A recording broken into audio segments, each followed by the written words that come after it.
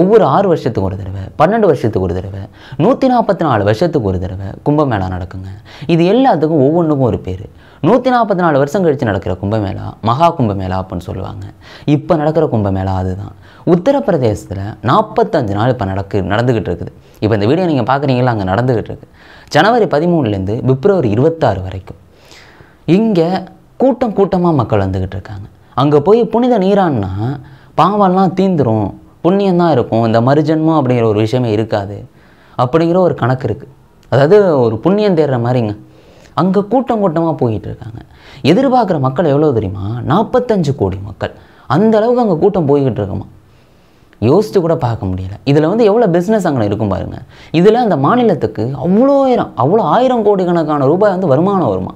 இதெல்லாம் யோசித்து கூட பார்க்க முடியல. இதுக்கான பட்ஜெட்டாக அவங்க ஒதுக்குனது வந்து கிட்டத்தட்ட 6000 கோடிக்கு மேலேங்க. இதெல்லாம் யோசிச்சு பாருங்களேன். இங்கே ஒரு பொண்ணு வராங்க. எதுக்கு வராங்கன்னா இந்த ருத்ராட்ச மாலையை விற்கிறதுக்கு வராங்க. இந்த ஊசி மணி இதெல்லாம் வந்து விற்கிறதுக்கு. இங்கே வந்து விற்கும்போது அந்த பொண்ணு அழகாக இருக்கேன்னு ஒருத்தவங்க ஃபோட்டோ எடுத்து சோசியல் மீடியாவில் போடுறாங்க. இதை போட்டதை பார்த்து இங்கே உள்ள ஆளுங்களாம் அதை பயங்கரமாக ட்ரெண்ட் பண்ணி, இதை ட்ரெண்ட் பண்ணோன்னா இந்தியா ஃபுல்லாக ட்ரெண்ட் ஆகிட்டு அங்கே வந்து இதுக்காகவே மக்கள் போகிறாங்க. அந்த பொண்ணுகிட்ட போய் செல்ஃபி கேட்க போகிறாங்க. இந்த பொண்ணை நைட்டு தூங்கிக்கிட்டு இருக்கு, 9 பேர் உள்ளே போய் எழுப்பி செல்ஃபி கேட்குறாங்க. இது ஒரு மிகப்பெரிய பிரச்சனையாக மாறுது. இந்த பொண்ணு இன்னும் அங்கேயெல்லாம் மாலை வைக்க முடியாதுன்னு தெரிஞ்சுக்குது. ஏன்னா கூட்டமாக வராங்க. இந்த பொண்ணு என்ன பண்ணுதுன்னா அங்கேருந்து வந்து சரி வீட்டுக்கு போயிடுவோம் அப்படின்னு அது இந்தூர் மத்திய பிரதேசுக்கு வந்து குடும்பத்தோடு வந்து போயிடுது. இது வந்து ஒரு மிகப்பெரிய பிரச்சனையாக வந்து இருந்துகிட்டு. இந்த விஷயத்தை பற்றி தான் நம்ம இந்த வீடியோவில் டீட்டெயிலாக பார்க்க போகிறோம். எல்லாருக்கும் வணக்கம், நான் தான் பாலாஜி பேசுகிறேன். சரி வாங்க அதை ஃபஸ்ட்லேருந்தே பார்க்க ஆரம்பிப்போம். இந்த மகா கும்பமேளா ஜனவரி 13 உத்தரப்பிரதேசில் ஆரம்பிக்குதுங்க. மக்களும் கூட்டமாக வந்துக்கிட்டு இருக்காங்க. இந்த அகோரிக்கள் சாதுக்கள் அப்படின்னு சொல்லப்படுறவங்க எல்லாரும் வந்துக்கிட்டே இருக்கிறாங்க. நம்மளை மாதிரி சாமி கும்பிட்றவங்க ஏதாவது புண்ணியம் கிடைக்கும் அப்படின்னு அவங்களும் போய்கிட்டே இருக்கிறாங்க. அங்கே கூட்ட மழையாக பொழிஞ்சிக்கிட்டு இருக்குது அப்படின்னு சொல்லலாங்க. அவ்வளோ பேர் போயிட்டு நீராடிட்டு வந்துக்கிட்டே இருக்கிறாங்க. இங்கே எவ்வளோ பிஸ்னஸ் நடக்கும் அப்படின்னு யோசிச்சு பாருங்களேன். அங்கே உள்ள கவர்மெண்ட் எதிர்பார்க்குது 45 கோடி மக்களுக்கு நெருக்கமாக வரலாம் அப்படின்னு. 45 நாள் இது வந்து நடக்கும். பிப்ரவரி 26 இது முடிஞ்சிடும். ஆனால் அதுக்குள்ளே 45 கோடி மக்கள் அங்கே வருவாங்கன்னா இது திருவிழாவுக்கு மேலேன்னு சொல்கிறத விட அப்புறம் என்னங்க சொல்கிறது? இதை அங்கே எவ்வளோ பிஸ்னஸ் நடக்கும் அப்படின்னு யோசிச்சு பாருங்களேன். ஒவ்வொரு பொருளும் வந்து என்ன பிஸ்னஸ் எவ்வளோ கோடி அங்கே நடக்கும். இப்படி அங்கே போயிட்டு இருக்கும்போது தான் மத்திய பிரதேசத்தில் இந்தூரில் இருக்க ஒரு குடும்பம் என்ன பண்ணுறாங்கன்னா, நம்ம போய் இந்த முத்துமணி மாலை அப்புறம் அந்த ருத்ராட்ச மாலை இது எல்லாத்தையும் விற்போம் அப்படின்னு முடிவு பண்ணுறாங்க. அந்த குடும்பம் எல்லா மாலையும் ரெடி பண்ணிவிட்டு அங்கேருந்து கிளம்புறாங்க. அப்போ மோனாலிசா போஸ்லே அப்படின்னு சொல்லப்படுற 16 வயசு பொண்ணு சொல்லுது, நானும் வரேன் அப்படின்னு. அந்த தாத்தா சொல்கிறாங்க, சரி அனுப்போமா வேணாமான்னு யோசிக்கிறாங்க. சரி போயிட்டு வான்னு சொல்கிறாங்க. அவர் ஏன் போயிட்டு வாங்க அப்படின்னு சொல்கிறாங்கன்னா, அங்கே இருக்கிற எல்லா லேடிஸும் போகிறாங்க. அங்கே சுற்றி இருக்கிற மற்ற குடும்பங்கள்லாம் வந்து இந்த மகா கும்பமேளாவுக்கு வராங்க. சரி ஓகே பார்த்து பத்திரமா போயிட்டு வா அப்படின்னா அந்த தாத்தா வழி அனுப்புகிறாப்புல. அந்த தாத்தா மட்டும்தான் வீட்டில் இருக்கிறாங்க. அப்பா அப்புறம் அந்த மோனாலிசா போஸ்லே அண்ணன் அப்படின்னு எல்லாருமே குடும்பமாக அங்கே வந்துடுறாங்க. இங்கே மகா கும்பமேளாவுக்கு ட்ரெயினில் தான் வராங்க. இங்கே ஜனவரி 13 வந்துடுறாங்க. அங்கே என்ன பொருள் வந்து 45 நாள் விற்கணும்ல, அதான் வந்து அதனால் அங்கே வந்துடுறாங்க. வந்துட்டு இங்கே பார்க்குறாங்க கூட்டம் வந்து பயங்கரமாக இருக்குது. இந்த பொருளை வந்து விற்றுக்கிட்டு இருக்காங்க.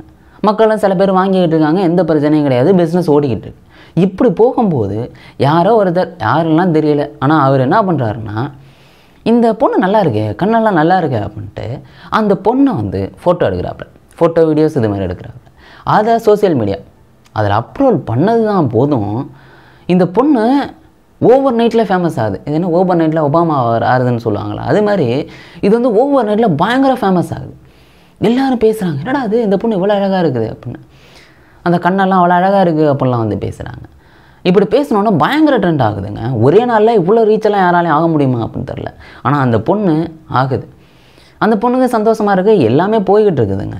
இந்த பொண்ணு மாலை வைக்குது. அப்போ எல்லோரும் செல்ஃபி கேட்குறாங்க.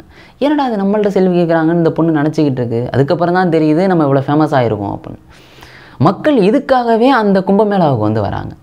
இந்த பொண்ணோட செல்ஃபி எடுக்கணும், இதை வந்து நம்ம சோசியல் மீடியாவில் போட்டால் நம்மளுக்கு லைக்கெல்லாம் பிச்சுக்கும்பா அப்படின்னு மக்கள் வந்து வராங்க. இந்த பொண்ணை அங்கே வந்து அந்த கூட்டத்தில் தேடுறாங்க. அப்படி தேடி கண்டுபிடிச்சிட்றாங்களா, ஏன்னா அந்த பொண்ணு ஃபேமஸ் ஆகிட்டு ஈஸியாக கண்டுபிடிக்கலாம்ல. அங்கே போயிட்டு இந்த பொண்ணுகிட்ட செல்ஃபி கேட்டுக்கிட்டே இருக்காங்க. இந்த பொண்ணு முடிஞ்ச அளவுக்கு முதல்ல செல்ஃபியெல்லாம் எடுத்து கொடுத்துக்கிட்டு இருக்கு. எல்லாமே நல்லபடியாக போயிட்டுருக்கு. ஆனால் இதனால் வந்து பார்த்துட்டிங்கன்னா இந்த மாலை வைக்கிற பிஸ்னஸ், அதாவது ருத்ராட்ச மாலை வைக்கிற பிஸ்னஸை சரியாக பண்ண முடியலை. அப்படியே மக்கள் வந்துக்கிட்டே இருக்காங்க, செல்ஃபி கேட்டுக்கிட்டே இருக்காங்க. இந்த பொண்ணு என்ன செல்ஃபி எடுக்கிறதுக்கு 10,000 ரூபா 1000 ரூபாயா கேட்க முடியும்? ஃப்ரீயாக வந்து எடுத்து கொடுத்துக்கிட்டே இருக்காங்க செல்ஃபியை. அங்கே மாலையை விற்க முடியாமல் போகுது. ஒரு கட்டத்தில் இல்லைப்பா இனிமெல்லாம் செல்ஃபி கொடுக்க முடியாது, எனக்கு வந்து வேலை இருக்குது அப்படின்னு வந்து இந்த பொண்ணு சொல்லுது. இருந்தாலும் வற்புறுத்துறாங்க. இந்த பொண்ணு என்ன பண்ணுதுன்னா, சரி மாஸ்க்கை போட்டுக்குவோம், நம்மளை டார்ச்சர் பண்ண மாட்டாங்க அப்படின்னு இந்த பொண்ணு மாஸ்கெல்லாம் போட்டுட்டு மாலையை வைக்குது. ஆனால் இவங்க தான் ஃபோட்டோவை சோசியல் மீடியாவில் நல்லா பார்த்துருக்காங்கல்ல, இந்த கண்ணை வச்சு இது அந்த பொண்ணு தான்ப்பா அப்படின்ட்டு துரத்தி செல்ஃபி கேட்குறாங்க. இந்த பொண்ணு வேணாப்பாலாம் சொல்லுது. என்னதான் இருந்தாலும் ஒன்றும் பண்ணவே முடியல. வீடியோ எடுத்து அதையும் வந்து சோசியல் மீடியாவில் பயங்கர ட்ரெண்ட் பண்ணுறாங்க. இப்படி வந்து போய்கிட்டே இருக்குது. இதை வந்து இந்த பொண்ணோட அப்பா பார்க்குறாரு, என்னடா அது இப்படி ஃபோட்டோ எடுத்துக்கிட்டு இருக்காங்க, நம்மளுக்கு பிஸ்னஸ் வேறு அப்படி டல்லாக போய்கிட்டுருக்கு, இப்படி வர்றவன் செல்ஃபி எடுக்கிறான்லாம் வந்து எவனும் அந்த பொருள்லாம் வாங்க மாட்டான், வர்றான் செல்ஃபி எடுக்கிறான் போய்கிட்டு இருக்கான். ஏன்னா சோசியல் மீடியாவில் அவனுங்க லைக்குக்காக மட்டும்தான். அந்த பொண்ணு வந்து மாலை வந்து வாங்குங்கன்னு சொல்லுது, ஆனால் யாருமே வந்து வாங்குற மாதிரியே தெரியல. இப்படி ஃபோட்டோ எடுத்துகிட்டு போய்கிட்டு இருக்காங்க. அந்த அப்பா முடிவு பண்ணிடுறாரு, சரி ஓகே அம்மா நீ வராத, நீ வந்து இங்கே டென்ட்லேயே இரு, அதுதான் நம்மளுக்கு நல்லது அப்படின்னு வந்து அந்த அப்பா சொல்கிறாரு. அதனால இந்த பொண்ணு டென்ட்டில் போய் தூங்கிக்கிட்டு இருக்கு. இந்த அப்பா என்ன பண்ணுறாருனா மாலை வைக்கிறதுக்கு அவர் வந்து போய்கிட்டு இருக்கிறாரு.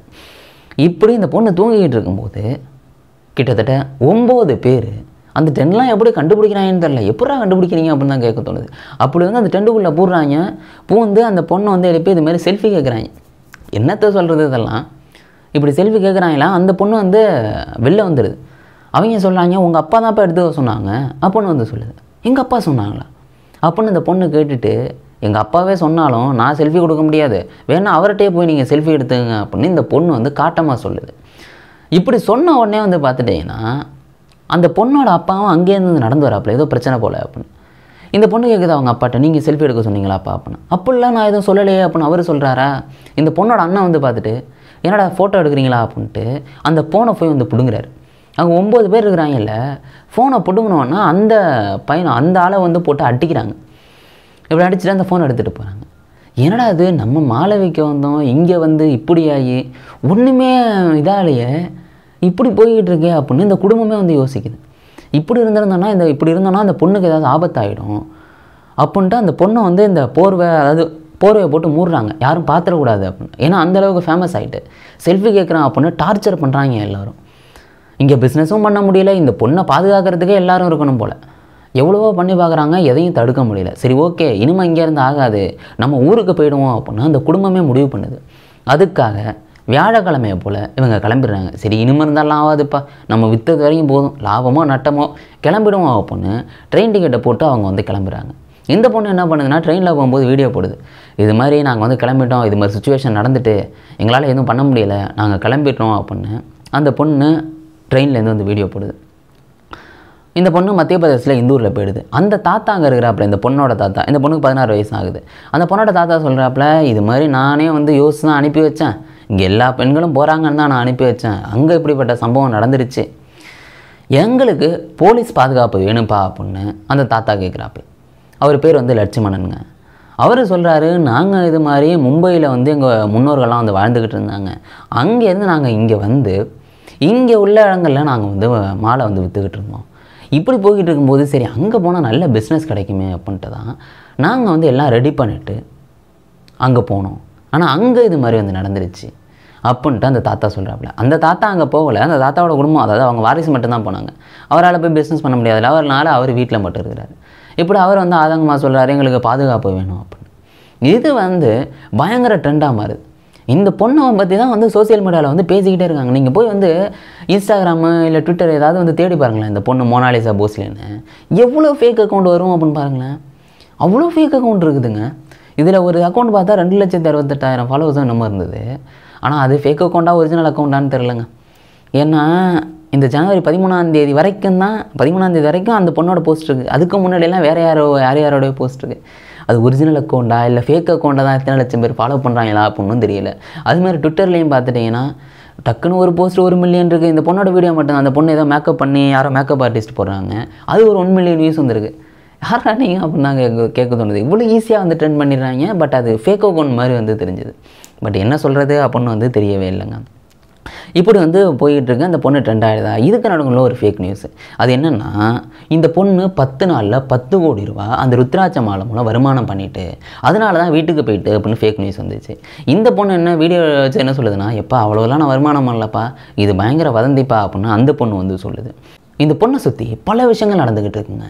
ஏன் பாலிவுட்டில் வந்து பார்த்துட்டிங்கன்னா எப்பா இந்த பொண்ணை வந்து ஹீரோயினியாக நடிக்க வைக்கலாம் எப்பா, செகண்டரி ஹீரோயினியாவோ இல்லாட்டி ஃபஸ்ட்டு ஹீரோயினியாவோ நடிக்க வச்சிடலாமே அப்படின்னு ஒரு டாக்கு போகிறதாகவும் வந்து சொல்கிறாங்க. சில பேர் வந்து இந்த பொண்ணு நடிக்க வச்சா, ஏன்னா அந்த பொண்ணு இப்போ வந்து பயங்கர ஃபேமஸ் ஆகிட்டு ஒரு மார்க்கெட் இருக்கும்ல, படம் நல்லா ஓடும் பொண்ணு, அதை ஹீரோயினியாக போடலான்னு யோசிச்சுக்கிட்டு இருக்காங்க.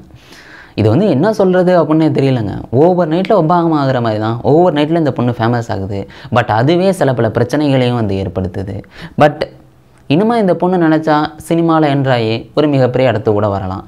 அதெல்லாம் நம்ம பொறுத்திருந்து தான் பார்க்கணும் என்ன நடக்குது எது நடக்குது அப்படிங்கிறது. இப்படிங்கிறதுக்குள்ளே அந்த பொண்ணை ஃபேமஸ் ஆகிறது மட்டும் இல்லாமல் இன்டர்நெட்டில் பல விஷயங்களை தேடுறாங்க. இந்த பொண்ணோட ஜாதி என்ன, இந்த பொண்ணு வந்து என்ன பண்ணுது, எந்த ஊரில் இருக்குது அப்படிலாம் தேடுறாங்க. ஏன்டா அதை போய் தேடுறீங்க, அது தெரிஞ்சுக்கிட்டு என்னடா பண்ண போகிறீங்க அப்படின்னு நாங்கள் கேட்க தோணுது. என்ன சொல்கிறதுலாம் தெரியலைங்க. இதில் சில கம்பாரிசன் வேறு. ஹாலிவுட் ஹீரோயினி ஃபோட்டோ வச்சுட்டு இந்த பொண்ணோட ஃபோட்டோ வச்சுட்டு அந்த பொண்ணோட அழகாக இருக்குல்ல அப்படிலாம் வந்து மீம்ஸ் போடுறாங்க. இதெல்லாம் பார்க்க சிரிக்க தாங்க தோணுது. உங்கள் மனசுக்கு என்னங்க தோணுது இதெல்லாம் பார்க்கும்போது? அதை கீழே கமெண்ட் பண்ணுங்க. வேறு ஏதாவது பேசணும்னு நினச்சிங்கன்னா கீழே கமெண்ட் போட்டு விடுங்க. இல்லாட்டி வந்து இன்ஸ்டாகிராமிலோட சொல்லுங்கள், நம்ம அதை பேச ட்ரை பண்ணுவோம். நாளைக்கு இன்னொரு வீடியோவில் நான் உங்களை சந்திக்கிறேன். Bye guys.